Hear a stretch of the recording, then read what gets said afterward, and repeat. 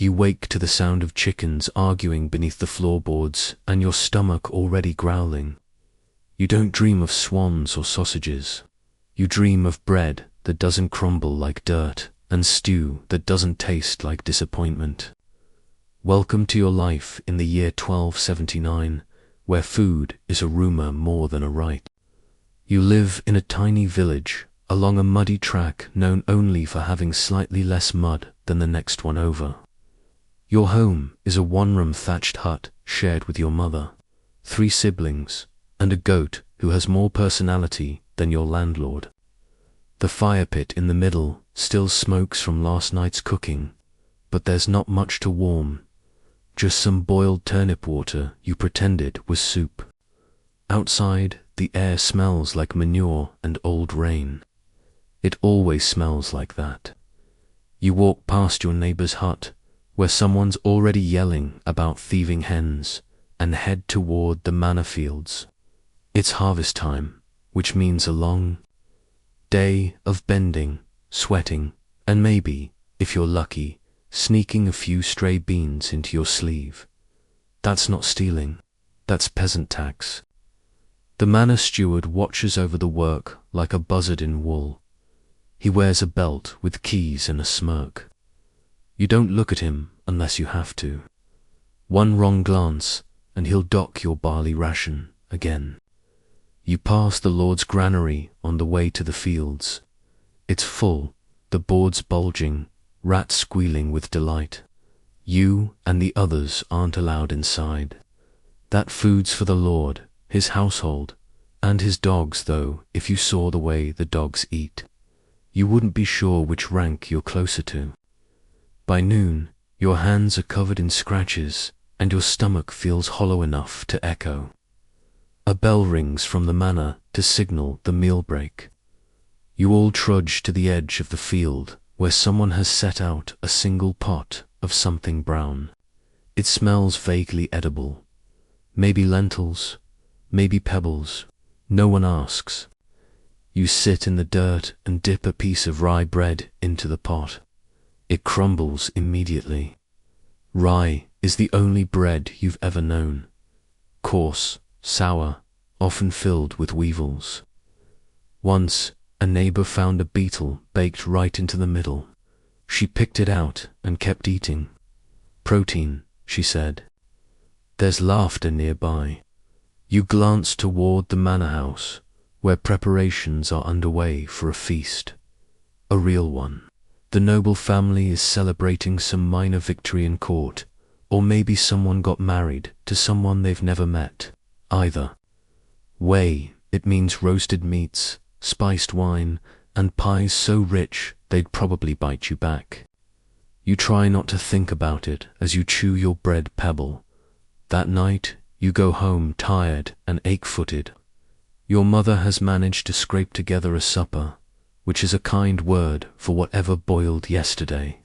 She throws in some wild garlic and nettle. Your sister found an egg, and it's split between 5 of you.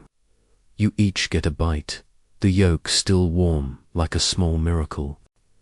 You sit on a stool made from an old wheel and pretend not to notice the draft through the thatch. The wind hisses at you like a jealous ghost. Your mother mutters something about praying for better harvests. Your brother farts so loudly it shakes the clay walls. You all laugh. That's your feast. But across the lane, the manor's great hall is glowing with torchlight. You hear the music first, someone playing a lute poorly and confidently. Then the smells drift toward you, uninvited. Roast pork, honey-glazed parsnips, almonds, and cloves. You didn't even know cloves were real. You thought they were just a word in sermons. Inside that hall, long tables groan under the weight of platters, boars with apples in their mouths, birds still wearing feathers for display, not taste, fish served with sauces made from wine and things you can't pronounce. There's a woman whose entire job is to walk around with a napkin and offer it to greasy fingers. She's called the Napkin Maiden. You'd never even seen a napkin. The Lord laughs at something his cousin says about France. He wipes his mouth on silk. Then he takes a sip of wine and shouts for more entertainment. A juggler, a monkey, someone reciting poetry in Latin while standing on one foot. You wonder what that bread tastes like. White, they say, so soft it melts. You've only seen white bread once, when it was handed to the priest at Easter. He didn't even chew it. Back in your hut, you lie down on a straw mat that pokes your ribs. Your sister curls up beside you. The goat sleeps by the fire, snoring.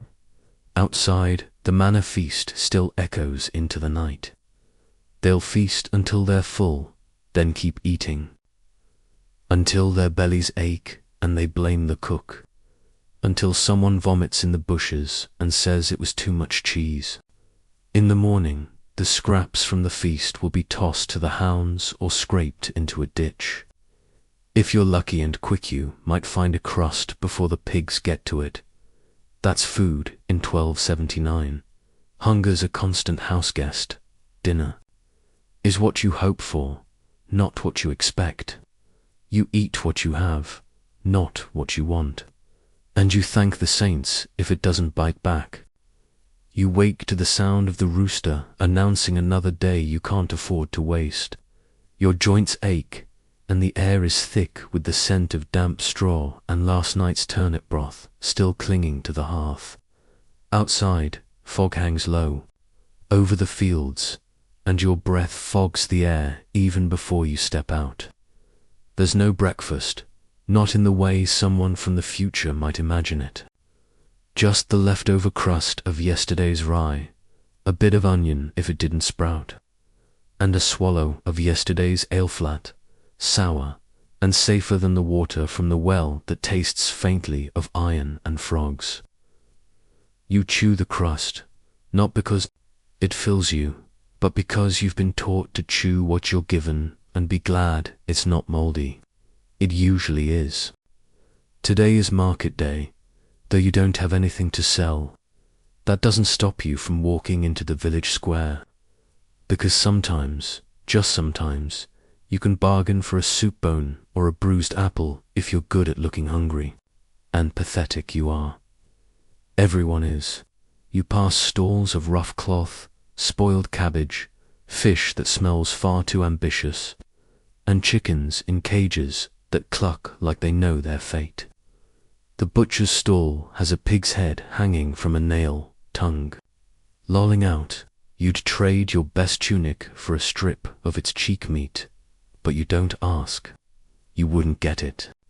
You hover near a baker's cart, where the bread looks soft and pale.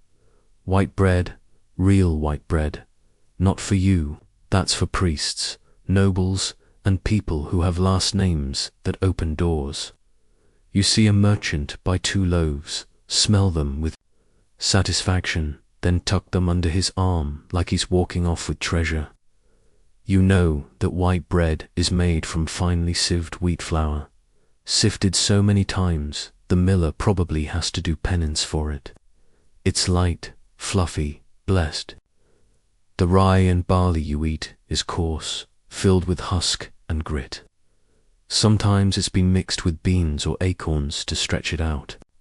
Occasionally, it's made with ergot-infected grain, which doesn't just make you sick, it makes you see demons. No one talks about the time 3 villagers danced themselves to death after eating cursed bread. It happened. Everyone remembers. No one says a word. Down the road, the manor kitchen is stirring. You can see the smoke rising from the chimney and smell roasting meat, mutton or pork. You can't tell from this far. The cook is already shouting, and the kitchen boys are chasing geese with baskets. You learned long ago that even the scraps from a noble table are better than any full meal you could hope for. That's why you linger at the edge of the kitchen gardens, pretending to be trimming the hedges, while your eyes follow every movement behind the kitchen door. You've done favors for the scullery maid before, fixed a broken shutter, chased off a drunk steward, and sometimes she remembers you. sometimes she doesn't. Today she remembers. She tosses a lump of dripping soaked bread wrapped in cabbage leaf toward the hedge. You pretend not to notice. You wait until she's gone. Then you lunge for it like a dog. It's greasy, already cold, soaked in mutton, fat and something sweet. It's heaven. You eat it fast, standing in the shadow of the manor wall, pretending for one sacred moment that you are a guest at the feast and not a ghost on the outside dot inside. The preparations are reaching their height. A feast is scheduled for this evening. A minor lord is visiting, and the entire household is in a flutter. The steward has polished his boots. The lady of the manor has chosen her finest veil. The servants have been running since dawn. You know. The routine. There will be meat, spiced wine, candied nuts, and pies in strange shapes, shaped like birds. Birds stuffed with more birds, eels coiled into spiral pastries. There will be jellied fruits and custards, dyed with saffron, expensive enough to make you wince. The cook's apprentice will be blamed for something he didn't do, as always, and there's always someone will fall ill after eating too much. The noble guests will sit at long trestle tables. The lord and lady at the high table, separated by elevation and wealth from the rest. The seating arrangement is as rigid as the law. Everyone is ranked, placed, and reminded of their place. You once watched a visiting knight take the wrong seat, and saw the look on the steward's face, a mix of scandal and victory. That knight was served last, and his meat had suspiciously less sauce than anyone else's. The first courses are usually something like boar in broth or roasted fowl. If it's really fancy, it might be a whole peacock, feathers reattached after roasting so it looks alive. It's more sculpture than food. You heard once they dyed the tongues of swans blue with crushed herbs. Not for flavor, just to show they could. The middle courses get heavier. Pies filled with lamprey veal and almond milk. Stews thickened with stale bread and vinegar. Every dish arrives with fanfare, carried high by servants who are supposed to look invisible. Somewhere, a harp plays. Someone is trying to flirt with someone they shouldn't. At the end of the table, the food is colder. By the time it reaches the lower-ranking guests, lesser clerics, old widows, favored soldiers, it's barely warm. But it's still better than what you'll eat all year. They tear into it with wooden spoons and fingers. Knives are personal items, so you bring your own. And if you forget, you either wait or go hungry. You've never been invited, but you've seen the aftermath. Pigs, trotters tossed to dogs, bones scraped clean, puddings half-eaten and left to congeal. The steward always claims the leftovers, sometimes handing them off to loyal workers or trading them with merchants. Once, you got a handful of sugared dates from a broken plate. You sucked them until your teeth ached with joy. But the food isn't just a feast, it's a weapon. It's a way to show wealth, to mark power. Every dish says, we can afford to eat this and not die. That's what spices are for. Cloves, cinnamon, nutmeg. They don't just flavor, they boast. Imported from far-off lands, hoarded in locked boxes, weighed like gold. You've never tasted pepper, but you know it costs more than a goat. It doesn't matter if it pairs with the meat. It matters that it's there, and the meat. Oh, the meat. The noble gut is a battlefield of indulgence. You've heard of lords who eat until they burst. Literally. They don't die clean. Gout, they call it a noble disease. A sign that you've lived richly, even if you can't walk without help. You once saw a knight with legs so swollen he had to be wheeled in a cart like a side of beef. He still demanded roast duck and a jug of ale. He belched through his vows and proposed to the cook's niece. She said no, but rich food has its price. You've heard the rumors. Mercury sauce used to preserve sweetness, lead glazes on pottery, mushrooms gathered in haste, meat left out too long. Food poisoning isn't a word you know, but you know what it looks like. The sweating, the shaking, the sudden silence, the way a feast can turn into a funeral if the wrong cook is blamed. You once saw a cook whipped for a pie that made a baron vomit. The pie wasn't the problem. The baron was drunk. But drunk men don't apologize. They punish. Back in your own village, the feast means something else. The leftovers, the rumors, the rare visit from someone who brought back a crust or a story. You gather with neighbors and listen to the tales about puddings that wobble, about fruit you've never heard of, about a pie with songbirds baked inside, that fluttered out when the crust was cut. You can't imagine it. You think it must be a lie, but it's a lovely one.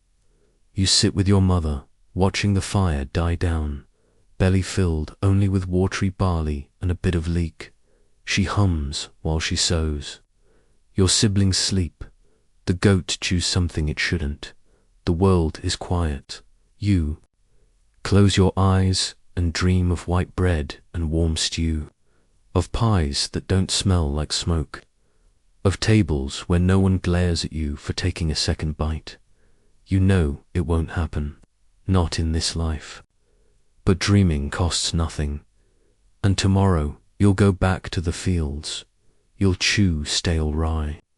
You'll wait for the next festival, the next wedding, the next funeral, when the Lord's table spills just a little too much. And maybe you'll catch a crust before the dogs do. That's your feast. That's your famine. That's England, 1279. A new day begins before the light has fully returned to the sky, and you're already moving. Not because you're eager, but because the cold won't let you lie still.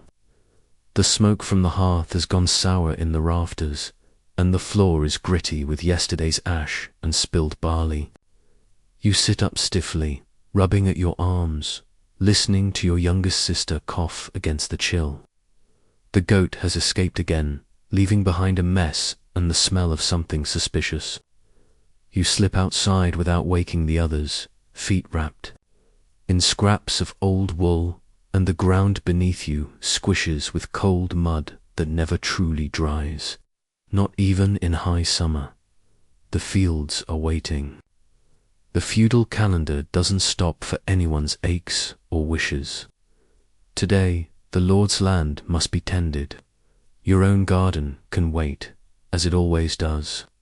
You have no tools of your own except a dull knife and a bent trowel, so you borrow a hoe from your cousin, who borrowed it from someone else. The wood handle has seen more blisters than blessings. The soil is hard from last week's rain, and every strike of the blade sends a jolt up your spine. Around you, other villagers are already muttering, spitting, cursing the stones beneath. The furrows. One man works with a swollen hand wrapped in rags. Another limps from last year's harvest injury that never healed right. No one asks for rest. No one offers it. At midday, a boy runs down from the manor house with a message. Another noble feast is planned for tonight. This one, smaller, quieter. Just the Lord and a few hunting companions returning from the woods with a stag and stories to boast over. You all watch him go, his leather shoes far too fine for his dirty legs, and pretend not to envy how full his cheeks look.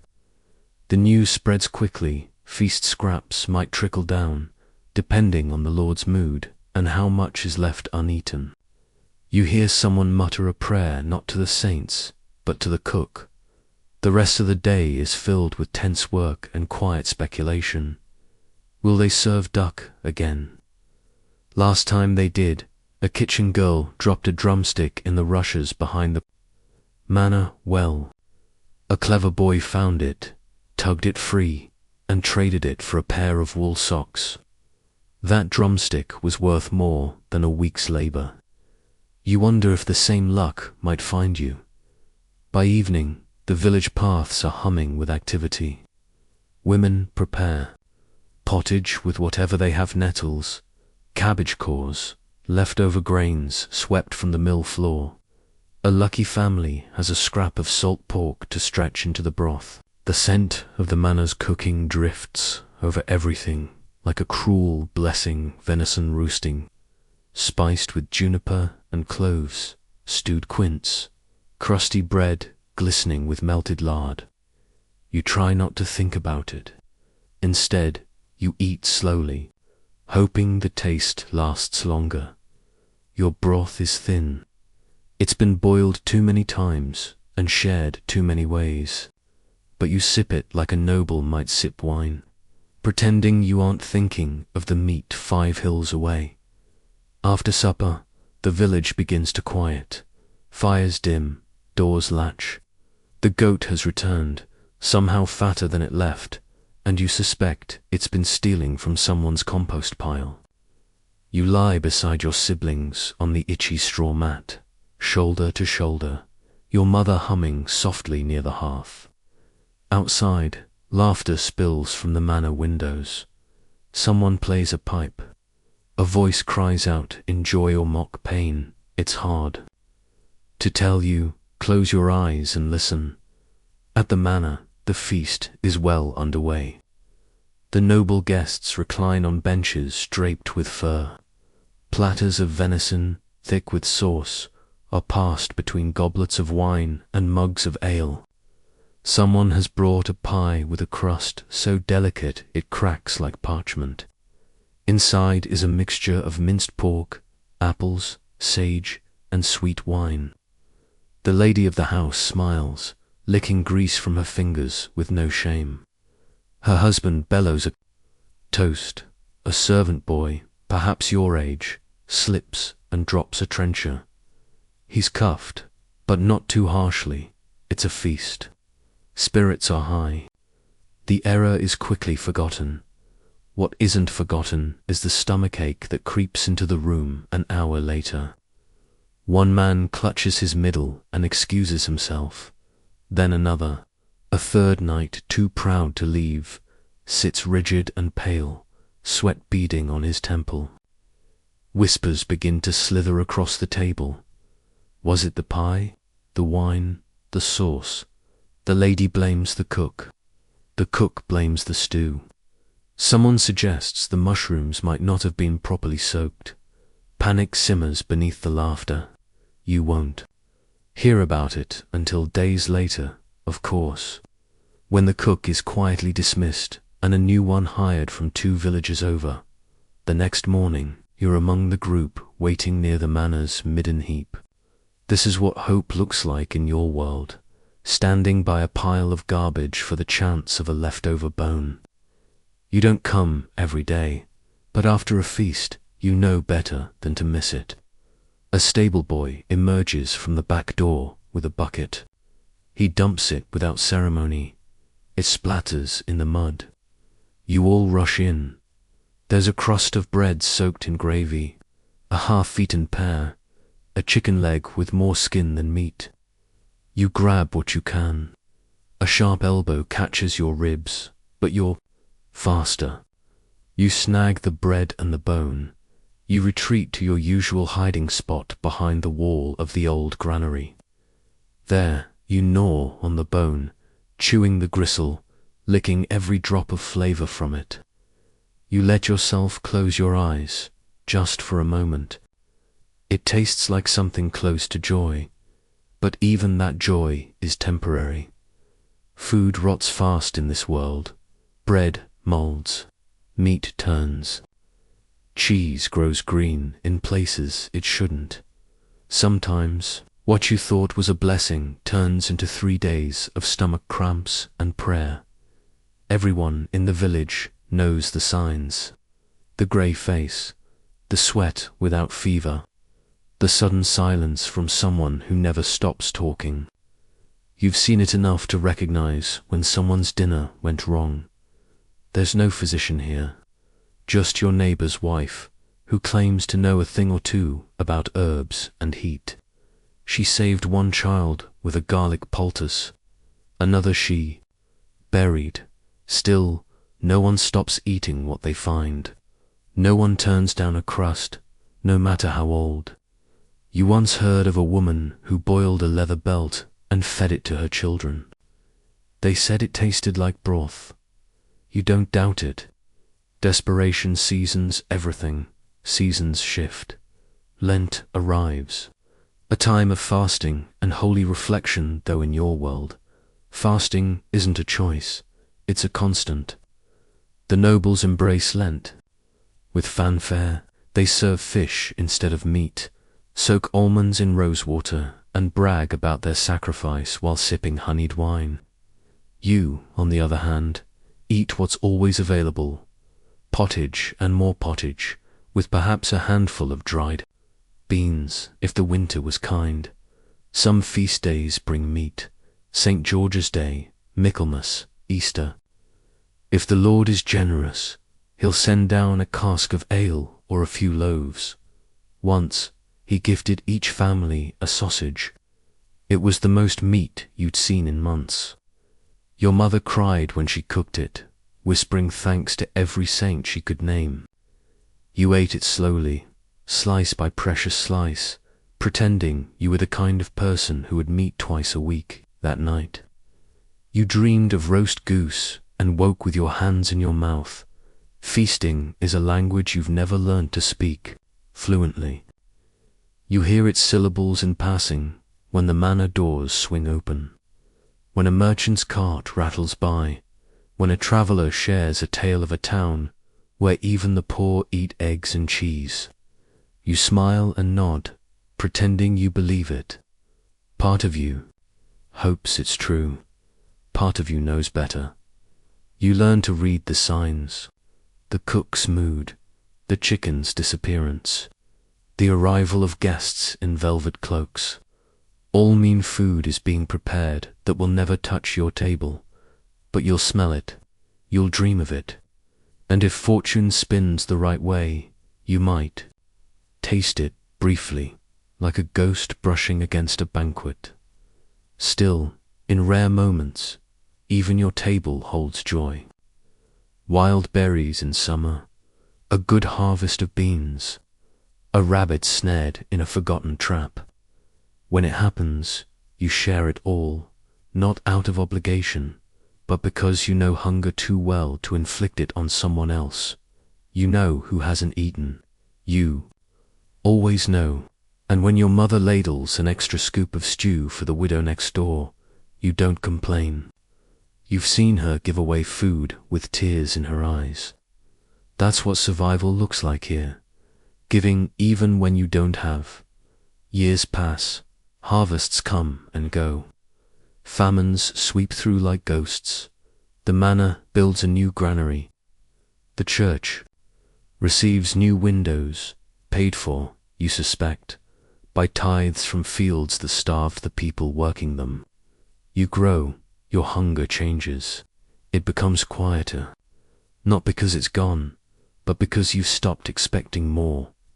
One day, you'll sit with your own children and serve them pottage. You'll tell them stories about the one time you had a meat pie, how the crust flaked like snow, how the filling was warm and rich and strange. You'll describe it like a miracle. They'll listen with wide eyes, imagining what they've never tasted. They'll believe it was magic. You won't correct them, because in this world, a good meal might as well be a spell, and if it's remembered, it never truly disappears. The air turns colder, but not sharply. It's the kind of cold that creeps rather than strikes. The kind that seeps through the wool of your tunic and settles in your joints like a tenant you didn't invite.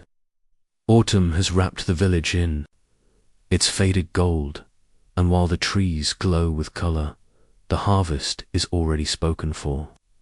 The barley's in the barn, the apples are bruised in baskets, and the Lord's share has been carted away in a wagon heavy enough to groan under its own guilt.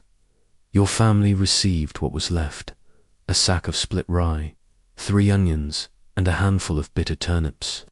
It won't last. It never does. You kneel beside your mother at the fire, watching her slice what's left of a soft cabbage. She's quiet, more than usual, and you know what she's thinking. Winter is coming too fast. The last time the frost arrived early, 3 children didn't survive to spring. One of them had your sister's laugh, but not her luck. The pot bubbles thinly. You catch the scent of bone broth, but it's mostly water and herbs flavor pretending to be substance. Still, it smells like hope. You breathe it in. At the manor, the mood is different. The coming winter means more feasts, not fewer. The game will be cold, the cellars stocked, the wines uncorked before they spoil.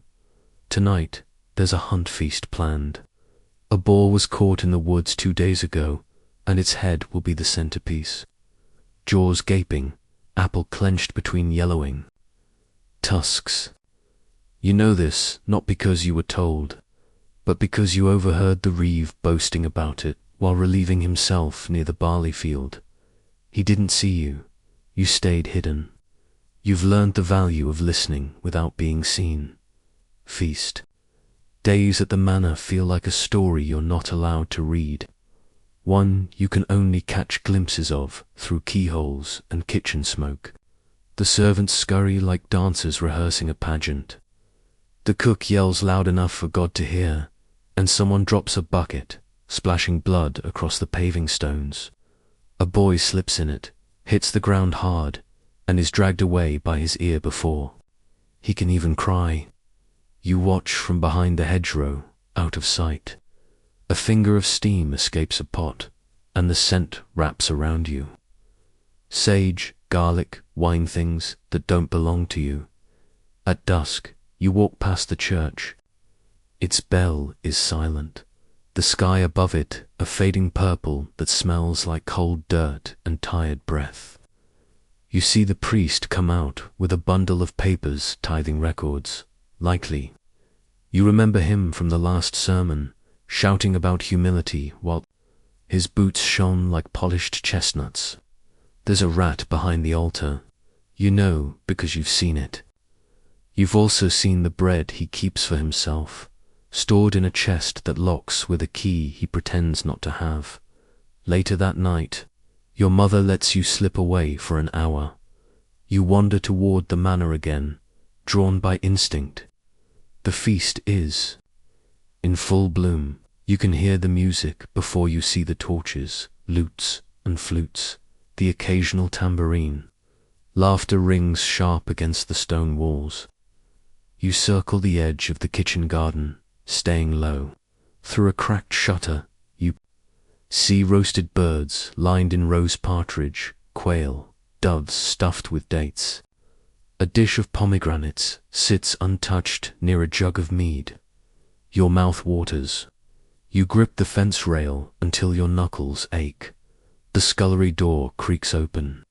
A tired girl steps out, hair stuck to her face, apron stained with grease and wine. She looks around, then crouches by the compost bin. She tosses in a half-burnt pie, wipes her hands, and vanishes again. You wait, then you move. It's still warm. The crust is hard, but not black, and the filling sweet, meat-heavy. Sticky with something spice burns your tongue in the best way. You eat it quickly, barely chewing, letting it settle inside you like a secret. For a few moments, you are full in a way that feels almost sinful. The night air presses close, thick with smoke and perfume. Somewhere, someone sings, off-key. You pull your cloak tighter and leave before you're seen. The village is asleep by the time you return. Your mother doesn't ask where you've been. She's waiting by the fire, sewing a patch into your brother's only shirt, Her fingers are red and cracked. She doesn't look up. You sit beside her in silence and pass her the rind of the pie crust. She takes it without speaking. The fire pops once and dies down to coals.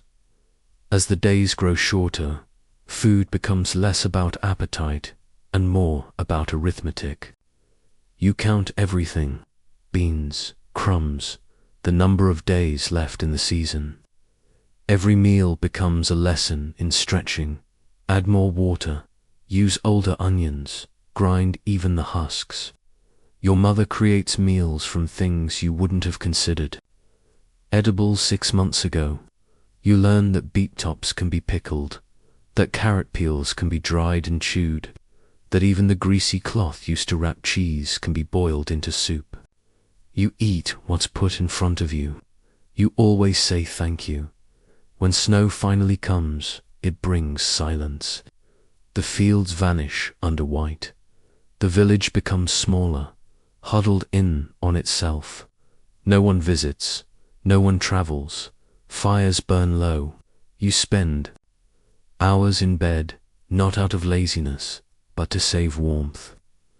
Meals are cooked less often, firewood hoarded. Hunger becomes a second skin, something you wear without thinking. Your belly hollows out, but you stop noticing. The real danger isn't the pain. It's when you stop caring. On the manor grounds, the feast season continues. The Lord has invited a priest, a visiting cousin, and 2 local knights. They ride in with banners snapping in the wind, boots spotless. You catch a glimpse as they pass, fur-lined cloaks, shiny silver belt buckles, gold thread embroidered into their tunics. One of them tosses an apple core into the bushes. You find it later, chewed to the stem. You suck the last bit of flesh from it, like it might give you strength. The kitchen throws out more gnawbones, rinds, spoiled cream that's only half spoiled. You've begun to make friends with one of the younger stable hands, a thin boy named Osric, who stammers when he talks but knows which buckets to check. He doesn't give much, but once he brought you a whole boiled egg. You thanked him like he'd gifted you a jewel. You never asked where he got it. You don't want to know. One night, after a storm has passed and the world feels scrubbed clean, you return to the manor again. Not to steal, not to beg, just to see. You crouch behind a barrel and watch them eat. It's the holiday feast now Christmas died. The tables are full. There's music, song, dancers, juggling in the corner. The Lord toasts to the new year. You see a jellied fish moulded in the shape of a castle, a pastry swan with almond wings, a dish with gold leaf scattered across its crust. You watch, breathless, as a servant slips and drops a bowl of stewed fruit. It shatters. No one helps him. The knight beside him laughs and throws a crust to the hound at his feet. The servant stares for a moment, then begins cleaning with a rag pulled from his belt. His hands shake, and then you understand something. It's not just hunger that separates you. It's the permission.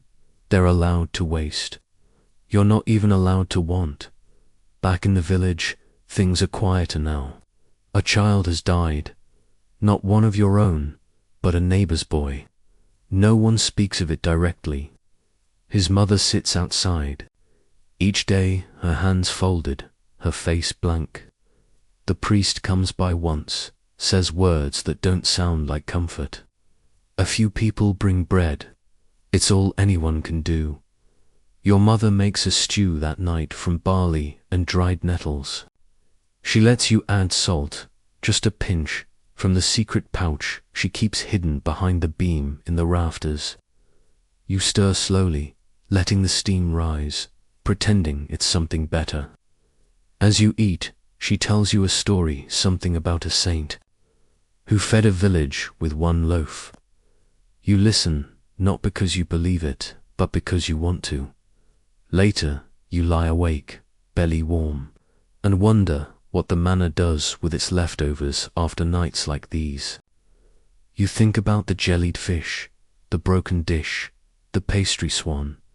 You think about the servant boy, his shaking hands, and you wonder if, just once, someone like you might get invited inside, not to serve, not to scrape, but to sit. You know it won't happen, not here, not now. But that doesn't stop the thought from flickering, warm as a hearth, just for a moment. You close your eyes and sleep. The thaw arrives not with triumph, but with rot. Snow turns to slush, paths dissolve into mud, and the air smells like damp wool and spoiled hopes. Spring in your village is never the celebration the priests promise. It's a reckoning. What's left in the storehouse, what's grown soft or moldy, what can still be eaten without risking fever and prayers for survival. You help your mother sort through the sacks. The turnips are pocked with black spots. The onions have gone green at the core. The oats have drawn weevils. She works without speaking, hands moving in rhythm, like someone counting the steps to a dance she never chose. You glance over and see your little sister licking a spoon that hasn't seen honey in weeks. Your stomach clenches. Every year there's a name for this season, the hunger gap. The time between the dying of the winter stores and the coming of the first harvests. The name sounds tidy, like something that can be managed, but in truth, it's a slow slide into desperation. Even the rats grow thin. Your mother boils the same stew for 3 days. She adds more water. You pretend not to notice. You've taken to foraging in the woods behind the manor, where wild garlic pushes through the leaf litter like a promise. It's sharp on your tongue, but it fills your mouth in a way nothing else does. One day, you find a patch of sorrel, tart and bright, and you gather it like treasure, wrapping it in your tunic and sneaking back before the Reeves boys spot you. Your brother swears he saw a badger, but no one believes him. You'd eat the badger if you could catch it. The manor house hums with its own version of spring. They've begun preparing for Easter, one of the great feasts of the year. The cooks are already curing hams, soaking dried fruit, and boiling eggs in onion skins for color. You overhear this from the edge of the courtyard where you're splitting, kindling in exchange for a lump of old cheese. A passing maid grumbles about the bishop's visit. More mouths, less sleep, she mutters, then tosses a cracked egg into the bushes. It lands near your foot. You stare at it for a long time. When the feast finally comes, the church bells ring like victory. You attend mass because everyone does. The air inside is thick with incense and the cold breath of villagers who've held their tongues in hunger too long. The priest sings about resurrection.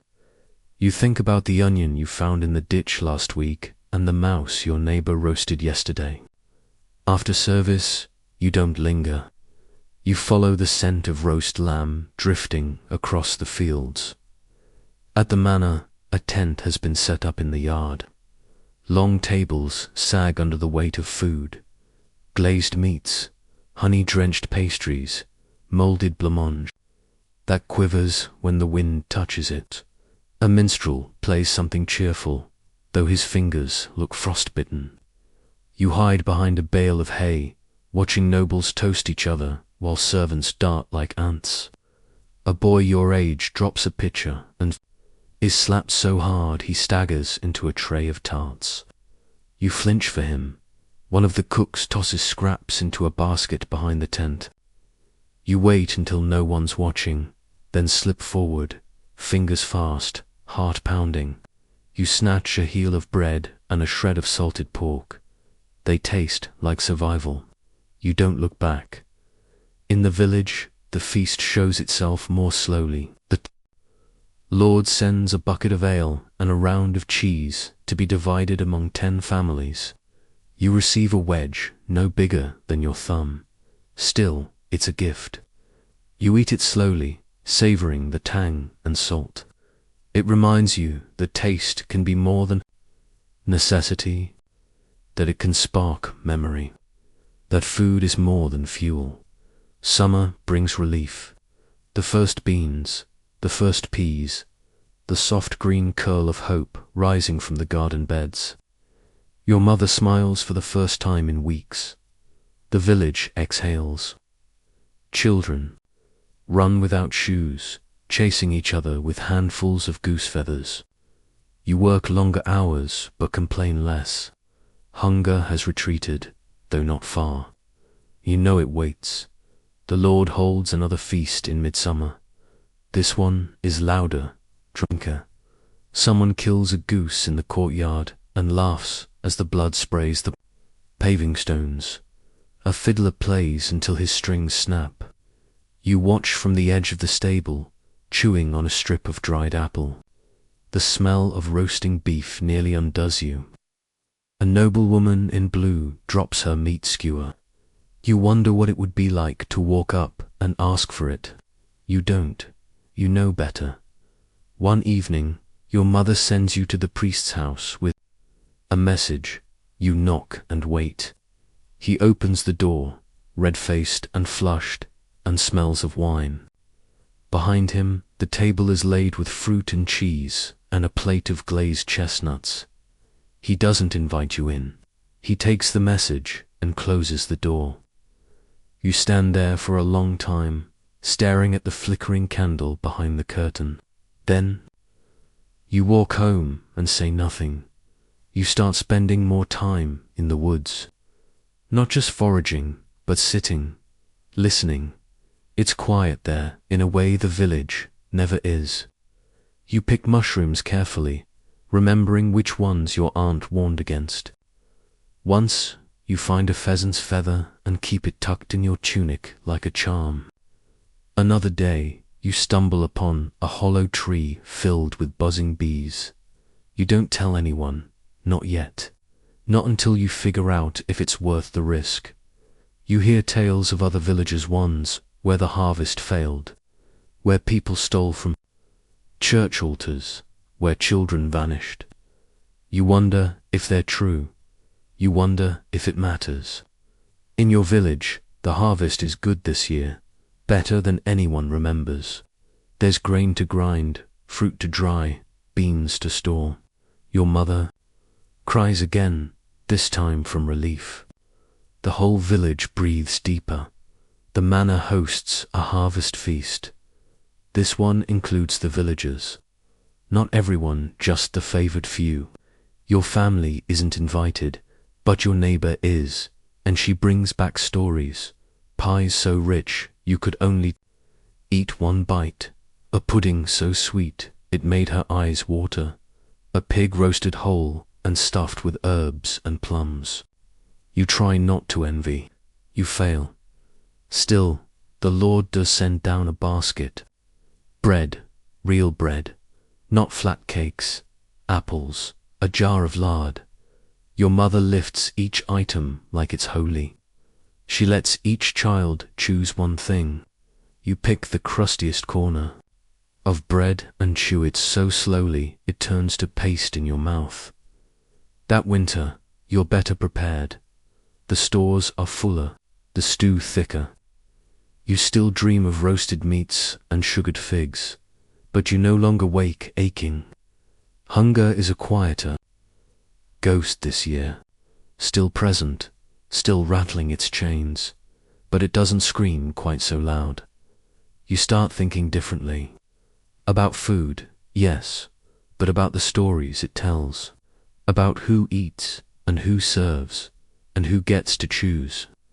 You begin noticing more.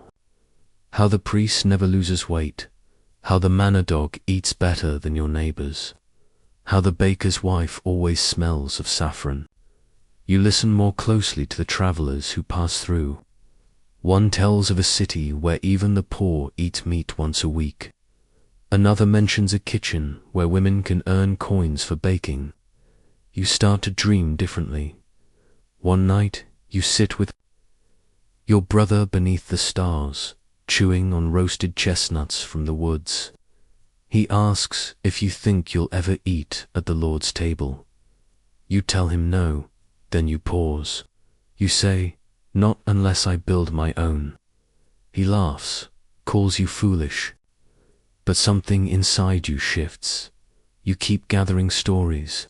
You ask questions. You pay attention. Food is a language, and you are learning to speak it slowly, stubbornly. One bitter green at a time. You still help in the fields, still carry water, still scrape pots when the cook lets you. But your eyes are open now. You're watching the ledger the reeve carries. You're listening to the prices whispered in the market. You're noticing who gets seconds and who goes hungry and why. Someday you'll leave.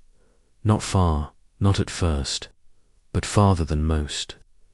You'll follow the honey road. You'll find the kitchens with coin. You'll knead dough with your own hands and make a bread that feeds more than hunger.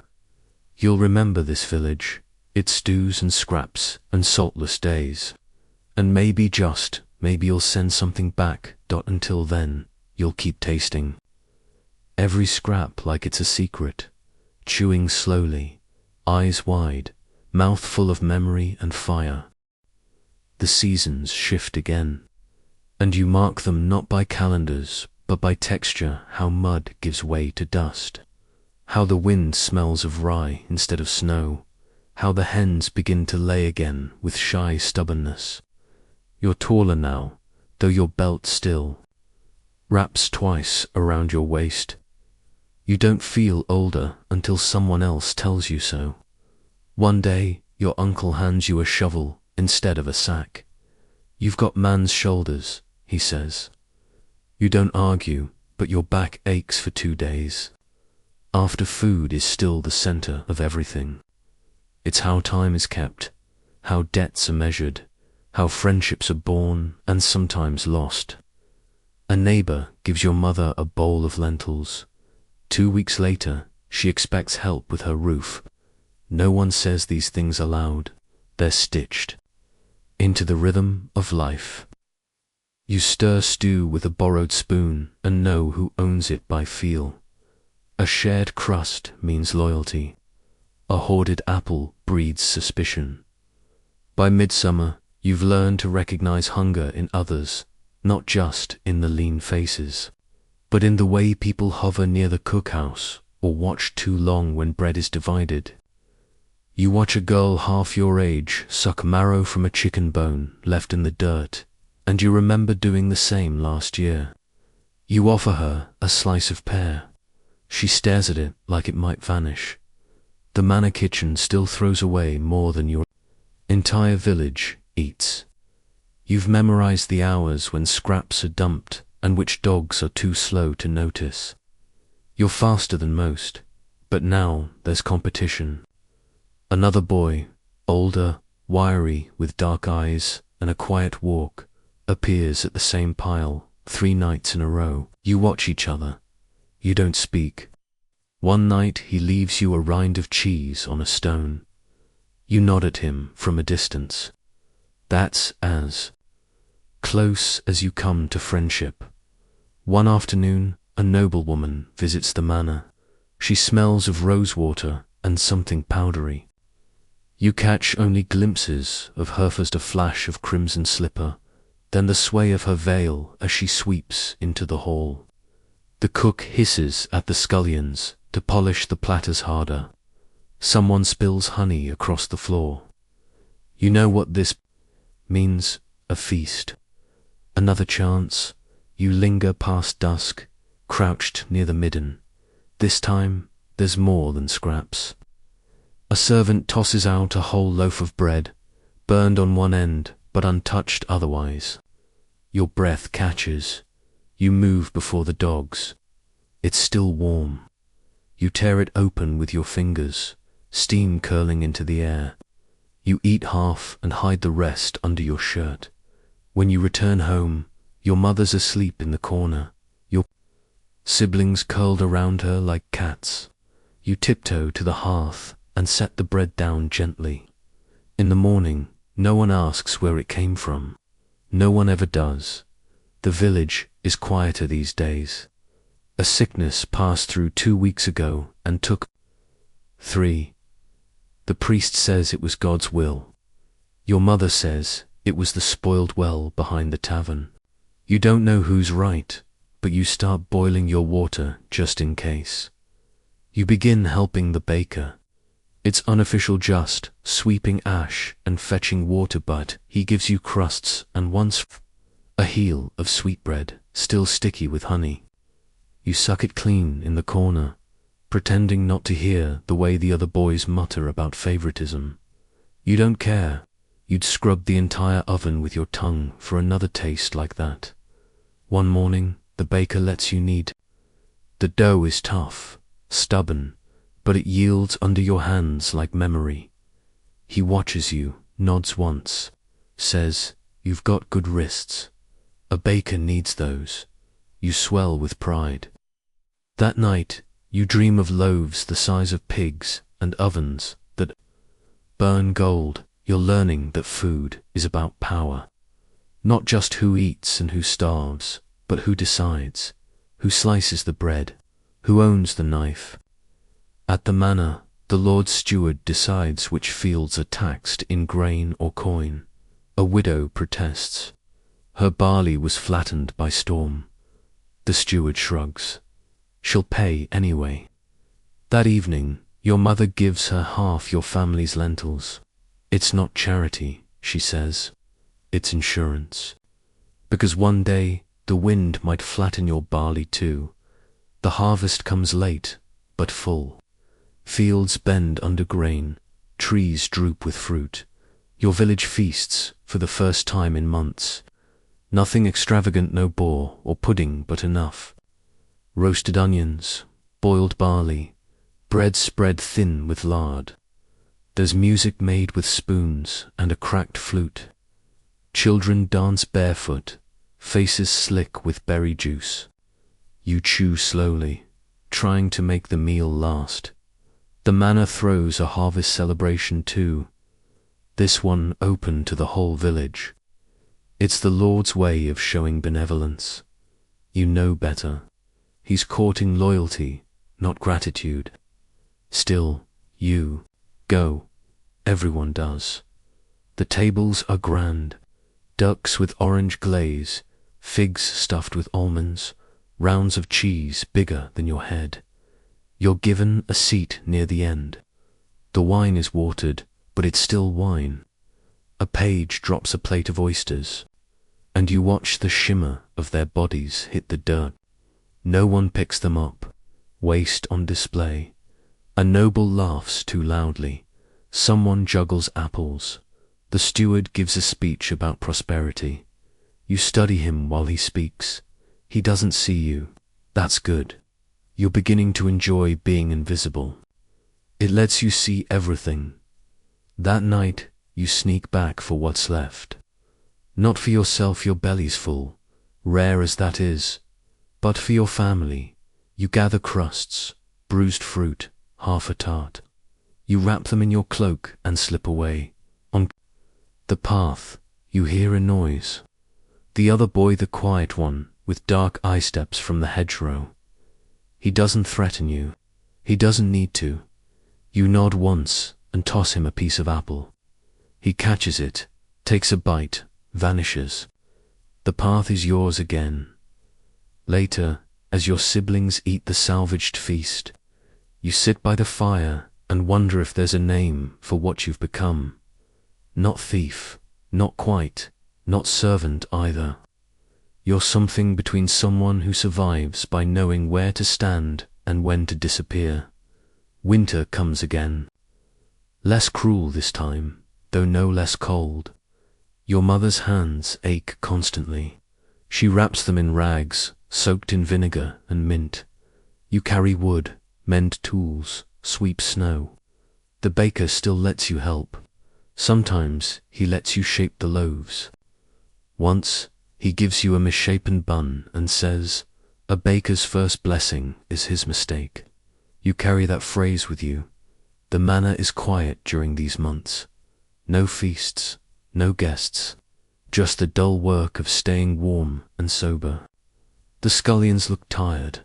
You trade boiled roots for gossip. The steward has gout. The cook cut his thumb to the bone. The noblewoman with the rosewater scent never came back. One night, you overhear two servants whispering in the dark corridor. Outside the bakehouse, one says the church is asking for more grain. The other mutters a curse. You piece it together. The priest wants offerings more than before. Even now, even when the root cellar grows thin, you think of the village boy who died last winter, of your mother's cracked lips, of your brother picking pebbles from porridge. You think of the priest's fat hands. The next morning, you carry a bundle of stale bread to the chapel door. You set it down hard, like a warning. You don't knock. You don't pray. You walk away. You're not holy. You're not full. But you're no longer waiting. You're shaping your own bread now. By the time the frost returns, you're ready. The pantry may not be rich, but it's no longer hollow. You've helped pickle turnips, dry plums, and grind oats. You even fashioned a shelf above the hearth to keep the rats out. Your mother calls you clever. You like how that sounds in her mouth, like she's noticing something about you that's always been there. Waiting. There's an ease to your movements now. You know how to scrape the black from the pot without wasting the stew beneath. You can spot the difference between spoiled milk and one that's just sharp. You can split firewood with a single blow. These are your achievements, quiet but real. No scroll hangs above your door, but you've earned every callus, every full spoon. The village has settled into its cold rhythm. Days are short, chores are many, but bellies aren't aching quite the same. The baker trusts you with the key to the storeroom. You never steal. You don't need to.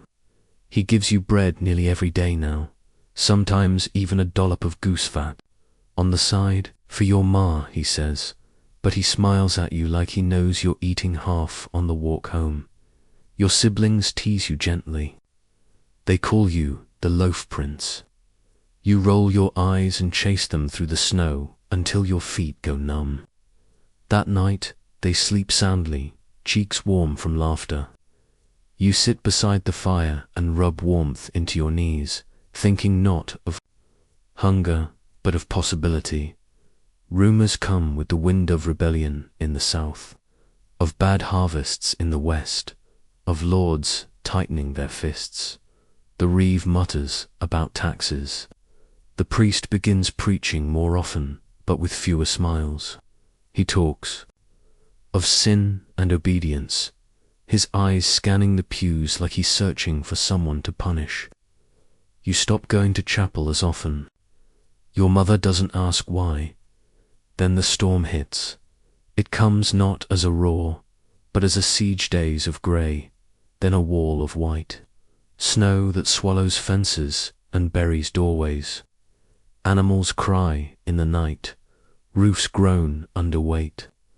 The path to the manor vanishes entirely. No one fetches anything. No one delivers. The village shrinks into itself. At first, you manage. The food you saved stretches well. You boil water before it freezes. You wrap your siblings in all the clothes you have. But after the 5th day, the smoke runs low. You burn tools, then crates, then the stool with the broken leg. You think about the table, but your mother stops you. It's the only one we've got, she says, touching its grain like it's a memory. On the 7th day, the baker's chimney goes dark. You go to check. He's alive, barely. His cough rattles like stones in a bucket. He hasn't eaten. In 2 days, His larder is empty. You don't hesitate. Give him half your flour, 3 apples, and the last of the vinegar. He looks at you like you've handed him gold. You'll be a good man, he says, though his voice is thin. Better than I was. When you return home, your mother says nothing. She just nods and stirs what's left. You all eat in silence. The stew tastes of water and thanks. On the 10th day, the wind finally breaks. The sky shows blue for the first time in what feels like a year. You dig a path with your bare hands, red and numb. The snow cracks, collapses, yields. The road reappears. You run to the edge of the village and spot smoke rising again from the manor chimneys. They're alive. Up there, well fed, no doubt. You feel something bitter rise in your throat, but you swallow it down. That evening, a cart arrives. A man from the manor stands beside it, thick cloak trimmed with fur. He reads from a scroll something about generosity, about stewardship, about sharing with the loyal. The cart contains bread, smoked meat, dried beans, enough for every family, he says. Your mother thanks him with the practiced grace of someone who knows a gift is rarely free, but you're staring at the meat. It's wrapped in cloth finer than anything you've ever worn. You know what this is. It's not mercy. It's optics. You see the way the man smiles when your sister kisses his hand. You see the way he lingers when the widow comes near. You want to throw the meat back at him. Instead, you carry it home and feed your family. Later, as your mother scrapes fat into a pan, she says, "Take it, then live better than them."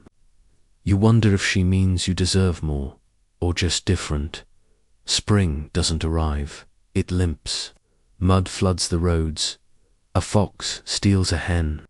Someone falls into the well and breaks their arm.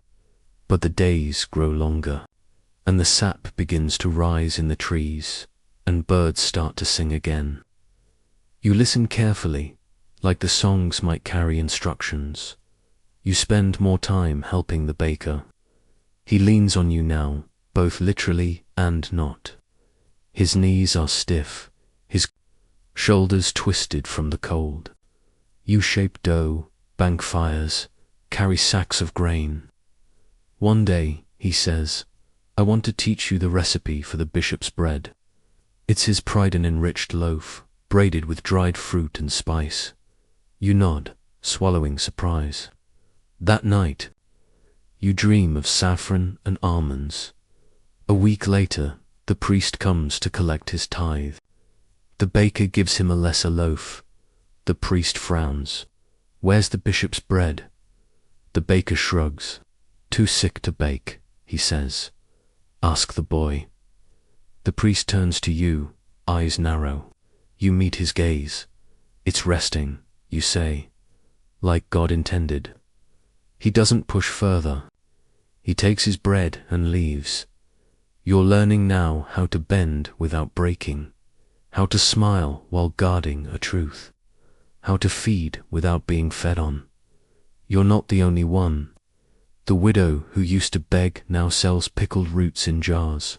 The old man with no teeth grows herbs in pots.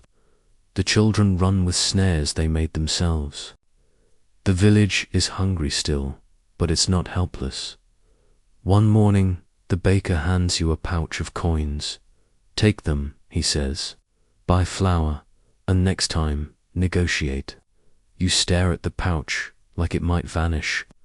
It's not much, just enough for 2 sacks, but it's the first time someone's trusted you with more than chores. At the mill, the keeper is gruff, but not cruel. He weighs the flour, eyes you, then nods. "Baker's boy, eh?" You pause. Then you say, "Baker." He doesn't argue. He ties the sacks and helps load them. When you return to the village, people watch you, not with suspicion, but with something gentler, maybe respect, maybe hope. You carry both sacks yourself, even though your shoulders burn. That evening, you bake alone for the first time. Your loaves aren't perfect, one's too dark, another lopsided, but they rise, they hold, they feed. You give one to your mother. She doesn't cry, but her hands tremble when she tears the crust. You sit by the fire and eat together. No one speaks. No one needs to. The bread says it all. You are no longer just a mouth to feed. You are a maker now, of bread, of luck, of something that might one day be called a future. The days begin earlier now. You don't wake with hunger gnawing at your ribs. You wake with purpose. The dough waits, the firewood needs splitting, and the table, still warped and stained, is set with bowls that don't stay empty long. Your family eats before they speak. You like that? Words come easier after bread. The baker no longer calls you boy. He calls you by name. Sometimes he lets you take his spot by the oven while he rests in the chair with the cracked leg. You've mended the leg twice, but it still wobbles. He never complains. Some things lean forever, he says. Doesn't mean they fall. In the village, small changes speak louder than sermons. The widow who sold pickled roots now makes cider. She trades it for grain and gossip. The man with the limp teaches your youngest brother to carve wooden spoons. The children make traps for birds and sell the feathers to fletchers. Everyone hustles. Everyone shares. The priest, sensing this tide, tries to reclaim it. He scolds the village for pride, for self-reliance, for forgetting where blessings come from. But fewer people come to Mass now. Some say it's the mud. Others say it's the weather. But you know better. Faith, like bread, must be earned fresh, and his has gone stale. Word spreads that another tax is coming, this one on grain. The reeve rides through like a ghost, his ledger tucked under his arm, flanked by guards who look embarrassed to be seen. He doesn't speak to you, but he pauses. Outside the bakehouse, maybe he smells the bread, maybe he's counting loaves. You don't look up. You keep kneading at the manna. The Lord's face grows redder by the week. They say he's ill, say he drinks too much, say he shouts at the steward, who now comes alone to collect. He doesn't speak of generosity anymore. He asks questions. Who's planting more? Who's trading without permission? Who's holding back their tithe? No one answers. The silence is louder than any bell. Then one night, something strange happens. A cart breaks down on the main road. No one comes from the manor to fix it. By morning, it's gone. The steward, too. Days pass. Then someone says the Lord has left for the capital. Others say he's died. No one knows for sure. What they do know, the manor door stays shut. No carts arrive. No taxes are collected. And just like that, power shifts. It doesn't explode. It erodes, like frost melting from a roof, like rot vanishing from a root cellar. The absence feels uncertain at first, then exhilarating. Fields are harvested without supervision. The grain is counted in shared barns. The village holds a meeting, led by the priest, not under the gaze of the reeve. Just neighbors talking, planning.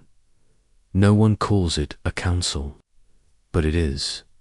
You sit in the back, hands still dusted with flour. Someone suggests opening a second oven in the eastern quarter. Another mentions pooling coin to repair the mill wheel. You don't speak until the baker nods at you. You say only this: we know how to feed ourselves. Let's not forget that.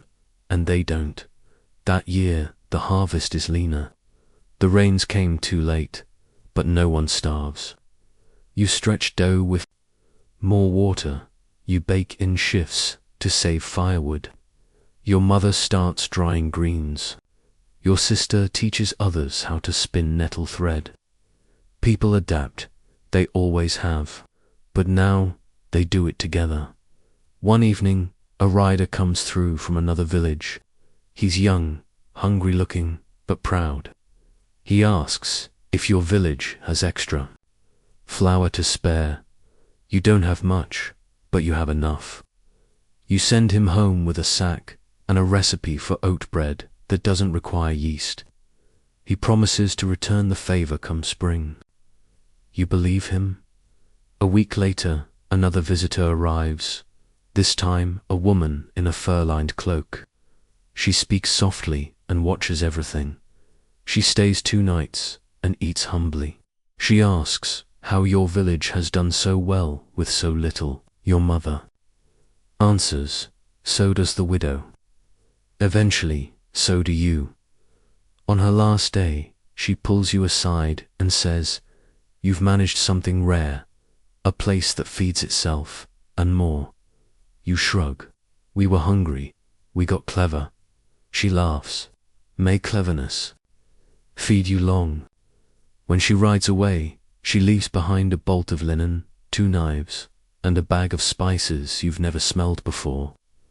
You saved the spices for a festival. The knives go to the carver. The linen becomes shirts for the children. By summer, people are traveling to your village on purpose. They come for trade, for recipes, for stories. You build a second oven. You hire 2 boys to help you knead. You teach them gently. You remember what it felt like to be scolded for soft dough or scorched crust. You don't do that, you praise the progress, not just the product. The baker watches you one day, nodding as you shape 6 loaves at once. "You're not learning anymore," he says. "You're teaching." You feel that in your chest your siblings grow up. One leaves 2. Work at a mill near the river. Another tends goats. Your youngest brother starts drawing pictures in the ash of the hearth of loaves of cows, of birds. You give him the flat end of a charcoal stick and tell him to draw more. Sometimes it's a face, sometimes it's you. The house changes slowly. A new chair, a thicker roof, a patched window pane. Your mother has fewer wrinkles now, or maybe they're just folded in a way that smiles easier. You still rise before light. The dough still sticks to your fingers, but now it's yours. All of it. The flour, the fire, the silence before the crust breaks open. Sometimes you think back to that feast. At the manor, the way the nobleman laughed, the way you gathered scraps in the dark. It doesn't feel like shame anymore. It feels like a prologue. You don't think of yourself as rich, but you are never hungry, and that, in your world, is a kind of wealth that cannot be taxed, stolen, or denied. There's one final frost before the year turns. You step outside as the sun begins to rise, holding a warm loaf wrapped in cloth. You walk to the widow's cottage and set it on her doorstep. She opens the door, sees you, and smiles. You say nothing. You don't need to. Bread, after all, speaks, and so does survival. Even now, even here, in the muddy bones of a peasant village, history won't remember. You found your place, not at the Lord's table, but at your own. And for once, that's more than enough.